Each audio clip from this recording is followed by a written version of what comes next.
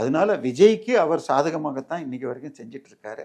So டெல்லியிலையும் அவருக்குரிய லிங்குகள் வச்சிருக்காரு. அவர் உங்களுக்கு இது 2 பக்கமும் வச்சிருக்காரு. பிஜேபியோடையும் வச்சிருக்காரு. அவர் அந்த இதுக்கு போனப்ப தேராதூன்ல ஏதோ பாஸ்கெட் பால் மீட்டிங்க்கு சீஃப் மினிஸ்டரோட கலந்துக்கிறதா இருந்தது, வந்தாருன்னு. ஸோ 2 பக்கமும் வச்சுக்கிட்டு இருக்காரு. இன்னும் சொல்ல போனால் பெரும்பாலான வழக்கறிஞர் காங்கிரஸ் கட்சிக்காரங்க தான். கபில் சிபல்லாக இருக்கட்டும், அபிஷேக் மனு சிங்வியாக இருக்கட்டும். விஜய்க்கு கேரளாவிலும் ஒரு 2-3% ஃபாலோயிங் இருக்கு. இப்போ 150 கோடி இவருடைய படம் 200 கோடி கலெக்ஷன் எடுக்குதுன்னா கேரளாவில் 10 கோடி எடுக்கிறது. திமுக 71 இன்னைக்கு வரைக்கும் ஒரு முறை கூட தொடர்ந்து ஜெயிச்சதில்லை. ஆட்சியை புரிஞ்சுட்டா ஐயா இந்த ஆட்சி போதும்னு மக்கள் விரட்டியது தான் கருணாநிதி காலம் முதல் இன்று வரை இருக்கிறது.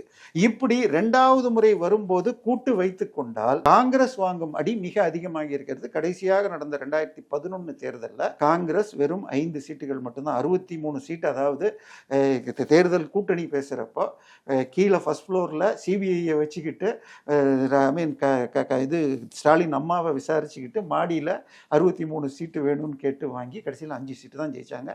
அந்த 5ல் 3 சீட்டு கன்னியாகுமரி மாவட்டம். அது இவங்க இல்லாமையே வர முடியும். ஸோ இந்த முறை போன முறை 21 சீட்டு ஒரு தான் கொடுத்தாங்க. இந்த முறை 30 ரொம்ப கெஞ்சி கூத்தாடி பண்ணால் 30 கொடுத்தாலும் அதே 5 சீட்டு வர்றதுக்கு இவர் 65லிருந்து 70 தருகிறேன் என்று சொல்லி உள்ளதாகவும்